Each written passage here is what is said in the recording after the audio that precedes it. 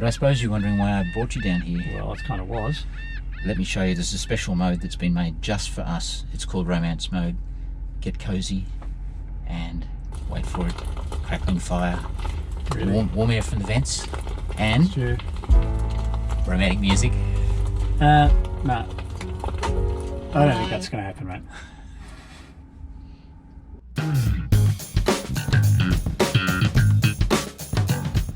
So you know by now how much we love our sports cars. For me, it's the whale of a Porsche Flat 6, or maybe that V8 in the Porsche 928.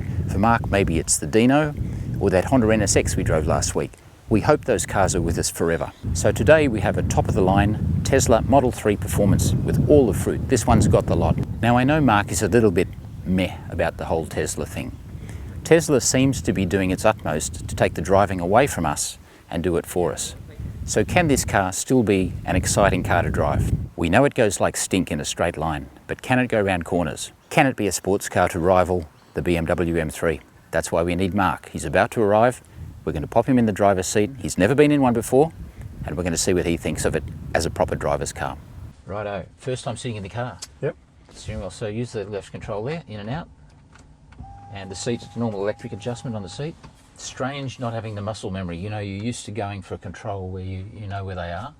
And this takes a little bit of learning, bit of a distraction. You know, we know distraction's a factor in over 70% of car crashes.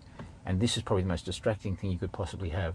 So learning to manage that is... it's an education, isn't it? Just, I mean, open the glove box. Oh, there's no button. There. Yeah. Are you a sporty driver or a passive driver? Well, let's try some sporty driving. That's what we're all about. Chill or sport mode? We'll go sport. Steering, you like it? I know you like it fairly heavy. Sport, it's a little heavier. Regenerative braking. Now, this will be interesting for you. When you lift off the throttle, the thing comes and it'll come to a complete stop. Most of the time, you don't need to use the brake pedal at all. But I know you, when you're in performance mode, massive big Brembos we've got, 20-inch wheels, performance pads, lowered suspension, all the trick gear, and Michelin Pilot Sport 4S's. So I'll show you how you get it in gear. You just put your foot on the brake. So you just pull that down, and that's drive. We are. And turning circle. It's okay. I thought it'd go a little more than that, but yeah, it's okay. And away we go. In hushed, blessed silence. Until I turn on.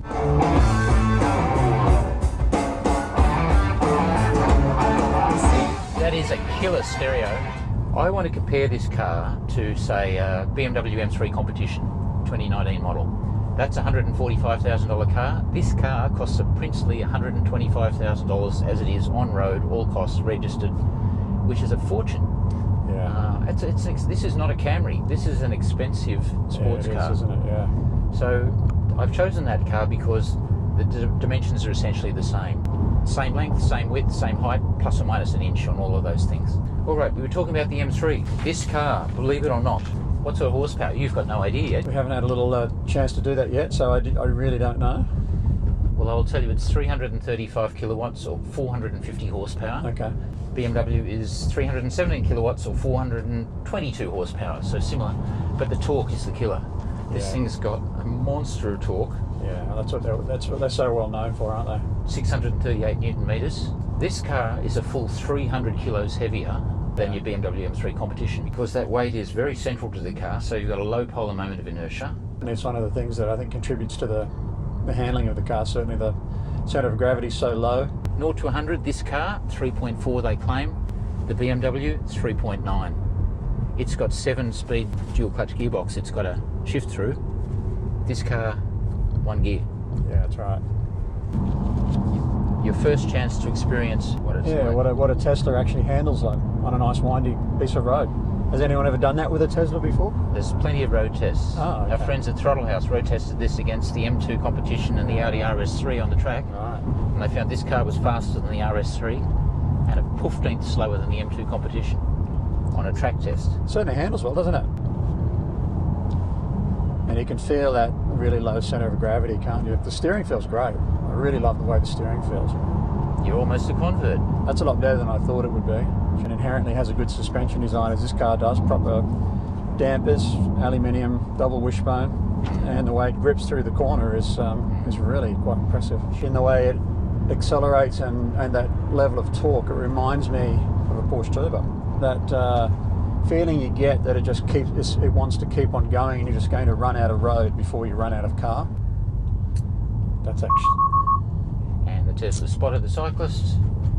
Like an idiot. Complete hatred that a lot of Australians have for cyclists is very hard to comprehend. Yeah. I just don't get it. Yeah, certainly like the way the car handles.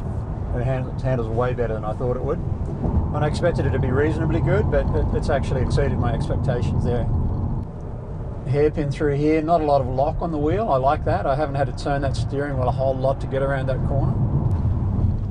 I'm doing a lot of tyre screw. Those Michelin's are hanging on well, aren't they? They're very good. It's a little movement at the rear there. Wow. Very impressive. Yeah, the Brembos pull it up pretty well, Stu. I do like the fact it's got those really nice Brembos, and that's an option, isn't it? On this car, if you order performance, that's how it comes. Yeah, I like that. You'd have to tick that box, wouldn't you? Performance. I'd probably go the performance package over the self-driving package, I think, to be honest. You don't have to use the self-driving. That is a $10,000 option. That's a lot of money. It's a lot of money, and you know. But what you're buying is you're future-proofing the car. You're buying. You don't know what's coming because this car is an amorphous blob. It upgrades itself. Only less than a week ago, it added a whole lot of new features like speed sign recognition. Previously, it had a database of what the speed limits are everywhere. Now it also looks at the signs as well. Yeah. One of the drivers found that as he went past a bus and you had that 40k as you pass the bus sign, it thought that was the speed limit. So the car, slowed down to 40k straight away. He sent a tweet to Elon. Same day, he got a reply from Elon personally going, "Oh, thanks, we're onto it." Yeah, right. Now, tell me you can send an email to the head of Porsche or BMW and they'll email you back the next day going, "Oh, okay, good idea." How do you run 4 multi-billion-dollar companies and still have time to tweet people? Oh, strike. It's nice that's through there, isn't it? Oh, that's a hell of a lot of grip. Those tyres, you know, Michelin tyres, you can't go wrong. It is 1,860 kilos, this car. Imagine doing this in a Statesman. Yeah. It's not going to happen. Is the seat holding you well? Ergonomics good? Yeah, it's good. It could be a little... I'd like a little bit more on the side, a little bit more side support there. But very comfortable and, you know, not too bad at all. Well, that was very exciting, Mark. Well, I think already I'm feeling it handles and performs better than I thought it would. I like the way it turns in. I like the fact it really doesn't have much body roll at all, and you don't feel the weight of the car, do you? And obviously having all that weight down so low, it really does change the characteristics of the vehicle dramatically. Because the owner of this car has a number of other performance turbocharged cars. Now, I have to say, he's not a greenie zealot, but what he doesn't like doing is paying for fuel when he doesn't have to, and paying for electricity. So actually on his home, he's got solar panels on the roof, batteries on the house. He runs the entire house from solar. When there's a blackout, it doesn't concern him, he just keeps running. He also uses those batteries to charge this car. He just takes it home, it's generally got a lot of charge in it, he just tops it up overnight. He sells excess electricity back to the grid. Yeah. So good on him. It's a big distraction, and I'm finding myself looking at that. Obviously you would get used to that, you'd pay less attention to it. I'd really like to see a head-up display on this year with all this.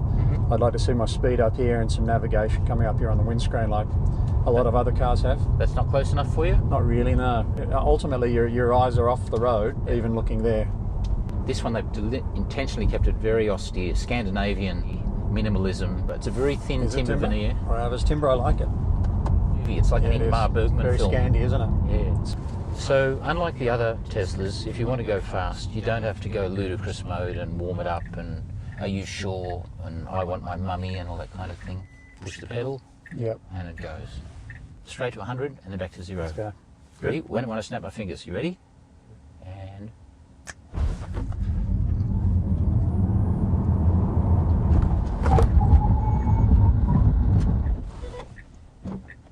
What do we have? 3.0 seconds, 0 to 100. So that was 0 to 100 back to 0. And back to, I don't know, back to 0? So was it 3.1? 3.0 it said. Slightly downhill. I can't believe that. 0 to 100 and back to 0. Can you do that? Oh, jeepers creepers.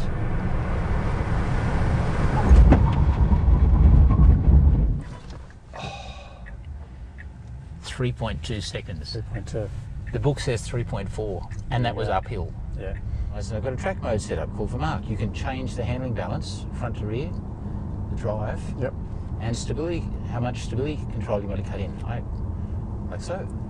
So in fact, I think it was set up that way. It had a little bit less stability assistance than it would normally have. It's quite choppy through here. The road's really good. For a sports car? Certainly helped by the Michelins. I think they're certainly helping us out. How do you compare it to an M3 or the M2 in terms of ride? It's pretty close, isn't it, really? I mean, to be fair, I didn't think it would be, but it's closer than I thought it would be. Yeah. I can't fault it. It's incredibly compliant. It's firm. With all these sharp little bumps, it's not feeling. So this corner here, you know, a nice bit of smooth road. Just gradually increase the throttle. Man, that was big G's there. Pretty impressive, isn't it? Yeah. Dart's about a bit under brakes. You know, when you brake there, it's sort of moving around a little bit more than you'd like. It's not BMW behaved under brakes, there's no doubt about that. So, you know, if you were braking like that in an M3 or an M2, the thing would just be rock solid. This thing was just walking around over the road a little bit. It's so accessible, this power, isn't it? Jeepers creepers, mate. Whoa. So you can feel there when you brake. That's where you can feel that weight, as you described, Stu. Yeah. Give it a little bit of a brake on the approach to a corner. You can really feel the back come up. It feels like an old Toyota Camry in that regard. It doesn't feel like an old Toyota Camry. It does. It doesn't. Feel that? Feel the back come right up. Oh, and that's not a feeling I like under brakes. I like that back to be really solid under brakes. But the handling is sensational. The cornering is sensational. Yeah. I can't believe for a car this heavy, the amount of lateral grip it's generating. You're not waiting for boosts to build up. You're not looking for the right gear. You just choose how much acceleration you want, and it does it. It just does it. This is hugely impressive. The turbo, I would be working my bum off keeping up. Yeah. But we haven't regenerated much in the way of power. We're actually going backwards. It's gone down to 58 now. So no, if you drive it like that, we're not going to get 560 k's range out of it. It'll be more like 250. Yeah, I think so. Look, when you've got a car like this, you get everything from the mildly dubious to the blatantly hostile. It starts with, oh, did you bring your extension cord with you? Oh, what happens when you run out of power? You know, there's all these fortuitous arguments. And then you get the really hostile ones, the whole coal rolling thing where people deliberately blow as much diesel smoke on you just to say, I can stuff the planet faster than you can. Our politicians claim to have this lovely green initiative and renewable energy, but they're firmly in the pocket of the coal and gas lobby because $11 billion a year in excise comes in. A lot of the time they actually white ant or undermine their own policies. Yeah, they certainly do that. There's no doubt about that. It's a shame. You know, our own Prime Minister has said, oh, electric cars, they're going to be the end of the weekend. You won't be able to take them to your favourite camping ground. It'll kill off the SUV. They're not practical for a lot of things. This car can tow 900 kilos. Yeah. The other ones can tow 1,500 kilos. This is all-wheel drive. I don't see the problem here. No, there's no problem. People go, Killing off SUVs. I don't want an electric car because what if I want to drive it to Perth across the Nullarbor, 4,000 k's? Yeah. And you go, how often do you do that? And they go, oh, I never have, but I will one day. You go, okay, well, you can either hire a car or you can take this car because Australia, look at this charging map. This shows where the charges, you can actually do all that now.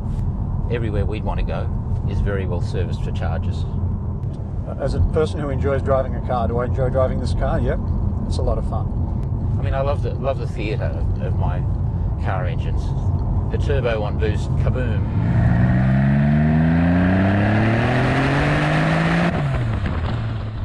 The turbo pulls harder than this. Yeah. Are you missing the fact that there isn't a raging V12 in front? But so from that point of view, there's a big missing chunk from this car from there. Would I? I'm not missing it. Would I buy one? Probably not. Are they the future? I'm sure they are. You have to admit, this is a genuine, serious performance car. So it certainly turns in beautifully, doesn't it? Yeah. Do you like the feel, or is it a little rubbery? It feels really good. Well, that's what's connecting you to the front tyres. It's connecting you to the feel of the whole car, and it's a really critical aspect of any car in my mind. It's certainly a bit of a rocket, isn't it, Stu? It is an There's absolute no doubt about rocket. it. But it does feel like a Porsche turbo. All the current cars, you get virtually no lag. So it's kind of similar. What I don't know with the traffic light recognition on this car is how it will manage orange lights, because in Australia green means proceed, red means stop, orange means throw it back a gear and floor it. So I really don't know what the Autopilot's going to do. Let's not find out. No. But I'm not missing engine noise. I'm enjoying the fact. Am I just getting old? Yeah, you're getting old, Stu. It's a traffic light. Just noticed that, yeah, so let's pick those up. Sure. Let's see if they go green in a second. Now, if he goes and you don't go, it'll beep at you. But let's see what happens when it goes green. Now, if you don't go and he goes, it's telling you to go. How about that? Those lights certainly went green, didn't they? So that's pretty cool. Having said that, if you've got two eyes in the head, in your own head, I don't really know why you need that. It seems a bit pointless, but it's clever, but pointless. That came in about 3 weeks ago, that Yeah. function. Even on full autopilot mode, it doesn't pretend to be driving the car. You're still the driver. They're just aids to help you, to tell you, hey, mate, the light's gone green. Get a move on. Stop looking at your phone. Yeah, How often do you see that? all the time. The next thing is roundabouts. Can you imagine trying to teach this car to negotiate busy Australian roundabouts? Well, don't forget, it's an American car, and roundabouts don't compute with Americans. 4 stop signs at an intersection, it'll do that easily. Roundabouts will cause confusion. You just lost half of our audience. I've just driven a fair bit in America. They'll know what it's like. What I'm going to try and do is this. Please keep your hand on the steering wheel. No, bugger that. You do it. Let's just see what it does. Well, let's see how long that'll go for. So now we're in full self-drive mode. It's managing the gap.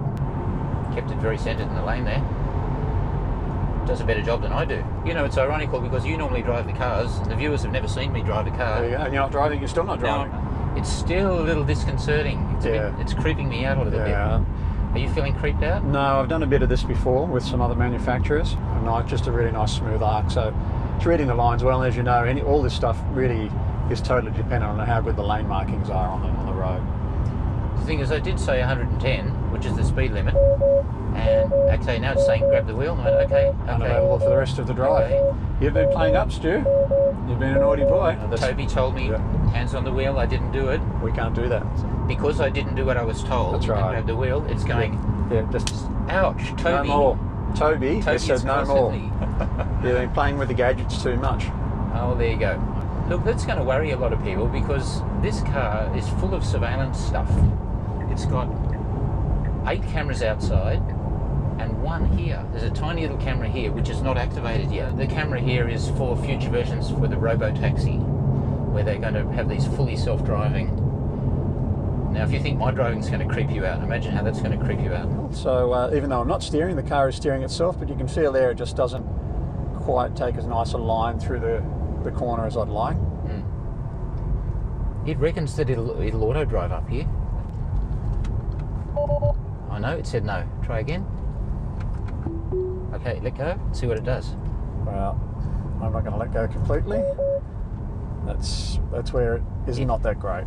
Because it loses sight of the white lines there with the rise and dip. Yeah. So the car's steering itself there. I'm not steering it. I've got my hands on the wheel, but just so it doesn't cancel out. But it's having a pretty good old wander through the lanes there. So Okay, work in progress. work in progress. The days of driving one of these and letting the car do all the steering all by itself are a long way off. Maybe not a long way. Maybe not as far as you think. Maybe not. I know how much you dislike in your classic old cars screens. But hey, you don't get any option. It's all screen. If that fails, you're not going anywhere. But luckily, it works really well. It's very bug-free. It's fast and responsive. Very easy to find a charge place. We won't need to. Cameras. We can look at all the cameras all around the car. So that's a big distraction for you, isn't it? Don't look at that. You should be driving. Okay? It's a big distraction, and it'd be very difficult if you were the only person in the car. You know, I would have had 3 or 4 near misses if I'd been doing that myself. It's quite a change in mindset, isn't it? In a country where they won't even let you touch a mobile phone, even to use it for navigation. Yeah. Using quite a lot of power here. Netflix, YouTube, and waiting to charge the car. I suppose you can, go to inCARnation YouTube channel and look at all our cool videos. There you go. Awesome. There's that, and there's useless toys like emissions testing mode. Really? Is that really necessary in a car that costs $100,000? We're not in primary school, Stu. Now, while we've been parked there, the owners send me a message saying, hey, I can see where you are. Here's a picture of you, and I can see you're down to 41% battery. That is a bit creepy, isn't it? I don't mind that. It's his $100,000 car he's just given to us, so I don't blame him at all. So what's Elon doing while we're sitting here? I don't know what Elon's doing right now. Shout out to Elon. Yeah. G'day, mate. How yours going? Don't smoke pot on Joe Rogan's show, okay? Your share price like plummeted to 10% when you did that. It's got as much personality as the latest iPhone. Oh, that is so harsh. Presentation though. From some angles, it looks really nice. I think the side angle and the rear three-quarter angle looks pretty cool. The alloys look great, particularly in this configuration with this colour. But front view and rear view, it's a bit globby. You know, you compare it to an M2 competition or a Porsche, and it just doesn't look. It doesn't present the same, does it? Yeah. I'd go about 3.8. Okay. Performance. I'm going really high. I'm going 4.8 because it's just that instant power. Yeah, I mean, look, it handles really well. Brakes are good, but just overall performance, yeah, I think about 4.3. But Okay. what do you think? Yeah, that's fine. Yeah, I realised under brakes it was a little bit unsettled. Let's go 4.5. all that weight. Let's go 4.5. We'll split it. Okay, price-wise. Thank you to the Australian government for lobbying this thing with so many taxes, and our exchange rate's not brilliant at the moment, so it's dearer than it should be. Yeah, it certainly is. And when these things come down to about 50 or 60 grand, I mean, I think you'll see them everywhere. So I would say really 2.5 on price. It's 40 grand cheaper than a BMW M3 competition with similar levels of performance. Let's go for 3. Practicality. Hey, how are you guys in the back? Yeah, I thought so. Plenty of room. Practicality, I think, is certainly very, very good. So Yeah, heaps of space. Yeah. Front trunk, rear trunk, heaps of space. The only letdown is if you do get caught short. You never will for fuel. You can't just top it up with a jerry can. It's not going to happen with this, with your home charging, with superchargers, and the spare tyre. It hasn't got one. There's no space saver either. Right, yeah. So that lets it down a little bit. 4.2. Yeah, 4.2. Righto. Personality. Does it have one? Does it talk to you? It doesn't really talk to me. Do you park it Yeah, well, and then sometimes walk away from it and have that last look as you go? sometimes I do with cars, yeah. Yeah, I bet you I'm going to outscore you on this one, but we'll have to. I think you will. Agree. Well, what's your score? 4 for me for personality. Now, I wouldn't be surprised if you go 1, but No, I certainly wouldn't go 1, but I probably wouldn't go 4. I'd probably go about 3.5 on personality for myself. 3.75 is the average. Yeah, let's do that. Okay, so there's our score. We finally got one. It's a pretty good score. Anything in the 18s and 19s is an excellent score. We've only had 1 or 2 cars that have cracked 20. We're there, we got there. Yeah. Well done. This thing is so fast. Yeah. It's so fast. There's no doubt they're the way of the future, aren't they? And I certainly enjoy driving it today. I like the handling, I like the balance, I like the way it goes. The distraction aspect of this for me is a slight issue. Thank you, David, for letting us use your vehicle today. It's been a lot of fun. What have we got coming up? Oh, Porsche GT3. Yep, got a GT3 coming up. R32, bit of a hero car there, that'll be good. Godzilla. Don't come near our car, I'll go into Sentry mode, record you. And you. Display, screen clean mode, and then you can wipe it without activating anything, like that. There you go. Brilliant. And then you hold to exit. I mean, simple thing, but effective. Now there's only one big fingerprint there's one there. Yeah. What do you do about that? You can't fix that one, that's there to stay.